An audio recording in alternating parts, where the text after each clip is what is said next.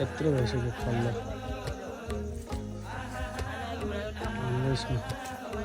पुरा अनार सबै हाम्रै बारीमा हो यो घरको अगाडितिर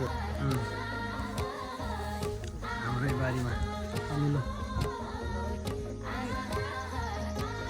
त अमरोज हो फेरि यो अम्बा पनि फल्या आँप पनि छ यहाँ यति फल्या छ आँप आफ्नै बारीको आँप हो सुन्तला त यति फल्या छ कि उफ यो सुन्तला हो ट्वाक्क यसरी अब आफ्नै बारीमा लागेको ल अनार हेर्नु त अर्ग्यानिक हो यो अर्ग्यानिक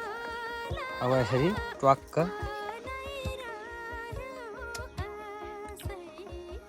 डल्ले खुर्सानी